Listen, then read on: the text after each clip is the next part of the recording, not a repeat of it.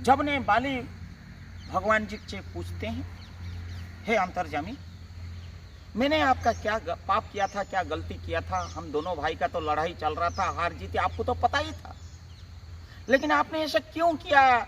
छुप छुप कर, आवाज ना हो अपना पैर में, और वो पेड़ के वृक्ष के पीछे आप मुझे शार किया। राम जी ने बोल रहा है, हे बाली, तू भी मेरा इतना ही प्रिय, इतना ही भक्त, तू अधर्म का रास्ता पर चल पड़ा था, इसलिए मुझे ये काम करने पड़ा। लेकिन तुम्हारा दोष है कि नहीं है? हाँ, मेरा ये दोष तुमने पूछा, मैंने बताता हूँ। ये दोष के लिए मैंने जो छुप छुप के गया, मेरा पैर का आवाज नहीं आया, तुमने जो पूछा, मैं तुमको वचन देता हूँ, मैं तुमको वचन देता हूँ बाली, कली युग में मैं जगन्नाथ होके शोभा पाऊंगा, पूजा पाऊंगा। उस वक्त मेरा पैर नहीं रहेगा। मैं तुझे वचन देता हूँ कलियुग में, और मैं कलियुग में छुप छुप कर और बाली जैसे किसी को संहार नहीं करूंगा। बाली, तुम अभी मुक्त रहो, तुम्हारा स्वर्गवास हो। उसके बाद नीम पेड़, वहां पे जो अशोक पेड़ था जिसको अभिशाप हुआ था, बोले, हे प्रभु, आपने बाली को तो मुक्त कर दिया, लेकिन मैंने क्या किया? मैं तो साकार था, मैं यहाँ पे शोभा पा रहा था, मेरा फल लोग खाते थे, मेरा फल सुगंध में चल रहा था, मैं खुशबू में आनंद लहरा रहा था, मेरा क्या दोष था? मैं अभिशाप से कैसे मुक्त हूँ, बाली का अभिशाप से? तब ने भगवान ने उनको बोले, तू चिंता मत कर, हंस के बोल रहा है, तू चिंता मत कर, तू चिंता मत कर वृक्ष, तू चिंता मत कर। तुम भी मेरे अकारण में पन्ना दिया करके, तू मुझे सहारा दिया करके तुमने जो अभिशाप पाया, वो अभिशाप के लिए मैंने तुझे वचन देता हूँ, कलियुग में मैं जगन्नाथ रूप में जब पूजा पाऊंगा, शोभा पाऊंगा पुरी में, तब मैं तेरा शरीर में ही शोभा पाऊंगा, मैं तेरे शरीर में ही वास करूंगा। तू मुझे सहारा दिया, मैं तेरा शरीर में ही लीन हो जाऊंगा। तब वृक्ष ने प्रणिपात प्रणाम किया, बोले, धन्य हो प्रभु, धन्य हो प्रभु।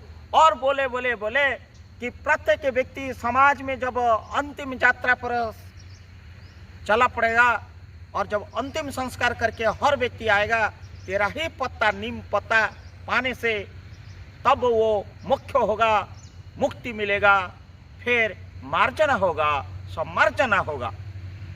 वृक्ष हंसते हंसते उनका साष्टांग प्रणाम किया। बंधु, पैर का तो कथा चल गया, फिर आइए हम चल पड़ते हैं। भगवान का कान क्यों नहीं है? थोड़ा यहाँ से मैं हट के बात कर रहा हूँ। द्वापर में जब एक तालाब का अंदर में जब एक कुंभीर ने भगवान जी की प्रिय गज हस्ती जो पैर में फिसल गया था तालाब के अंदर में, उसको कुंभीर ने पकड़ लिया था। जब गजराज ने, हस्ती ने पुकारा कि हे प्रभु, हे प्रभु, हे प्रभु, मुझे रक्षा करो, मुझे रक्षा करो, तब भक्त वत्सल भगवान श्री कृष्ण ने, देखिए ये मेरा भक्त को पकड़ लिया है, छोड़ नहीं रहा है कुंभीर, उठाए सुदर्शन चक्र और कुंभीर को संहार किए। बोले, कुंभीर ने अचानक बोल रहा है, हे प्रभु, मणिमा, मैंने क्या किया दोष? हम दोनों तो पकड़ रहे थे, वो आपका भक्त है, मैं तो भक्त का पैर को, आपका भक्त का पैर पकड़ रहा था, मैं भी एक भक्त हूँ, आप क्यों मुझे सुदर्शन चक्र चलाएं? क्यों आपका हाथ इतना पाप करने बैठा? भगवान मुझे ये कह के मुक्ति कराइए। तब भगवान हंस के बोल रहा है, अरे कुंभीर जी, तुम भी मेरा परम भक्त में गिनती होते हो, तुम भी मेरा भक्त का पैर छू के भक्त से परम भक्त बने हो। मैं तुझे ये अन्याय के लिए, मैं न्याय किया, अन्याय किया, इसी के लिए मैं तुमको वचन देता हूँ, मैं कलियुग में जगन्नाथ रूप में पूजा पाऊंगा, शोभा पाऊंगा, और उस वक्त मैं तुझे वचन देता हूँ, ना मेरा हाथ रहेगा, ना इंगुली रहेगा, ना मैं किसी के और को चक्र चलाऊंगा। तब कुंभीर जी ने प्रणिपात साष्टांग हुए, मुक्ति लिए और मोक्ष भी लिए। ये तो हाथ का बात हो गया, पैर का बात हो गया, और कान के बात वहीं कहा पड़े।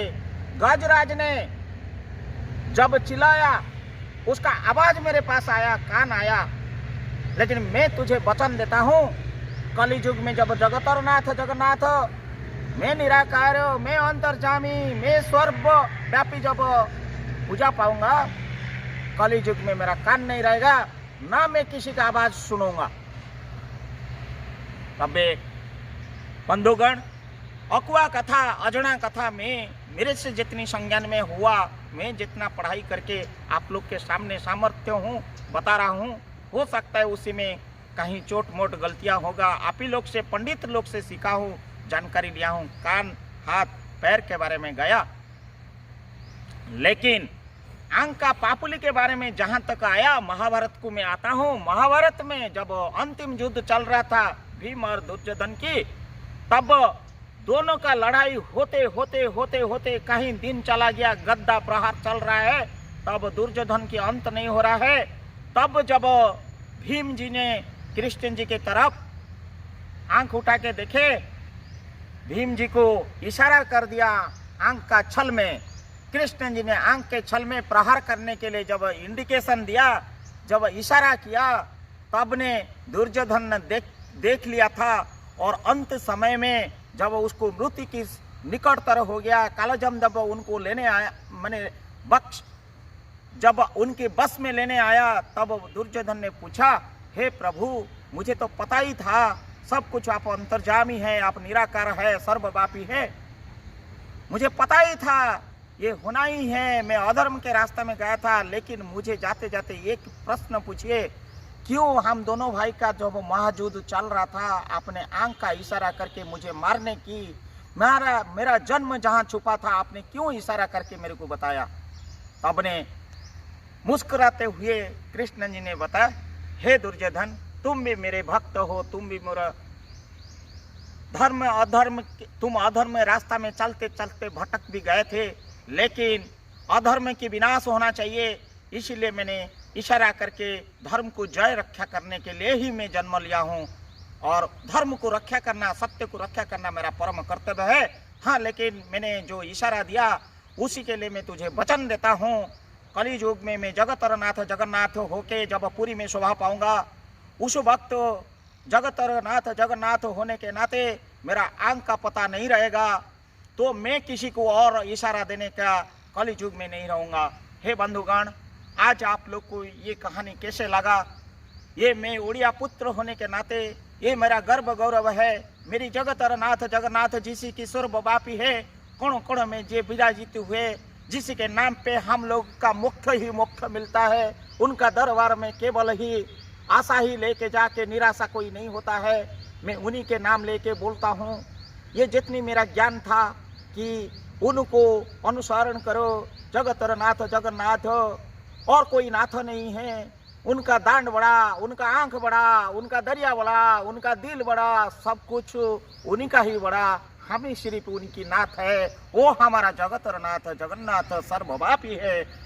इसीलिए आप लोग को माध्यम से, आप लोग को जगन्नाथ का तरफ से मैं हृदय से आप लोग को अभिनंदन करता हूँ। मेरा बात सुनने के लिए, मेरा ज्ञान में अगर कहीं कमी रहा होगा छोटा मोटा चीज के लिए, उसीलिए मन में न रखते हुए आप जगतरनाथ जगन्नाथ का अनुसरणगामी हो जाइए, जगतरनाथ जगन्नाथ की आसरा में चलिए, वो आपका मंगल करेंगे। अंत में आप उन्हीं के अनुगामन करिए, उनका दर्शन मात्र करिए, उनका सानिध्य प्राप्त करिए और उनका शरणगामी हो जाइए, और वो सागर में आपको स्नान करिए, लक्ष्मी की दर्शन करिए, मंगल आरती करिए, आप मुक्ति हो जाएंगे।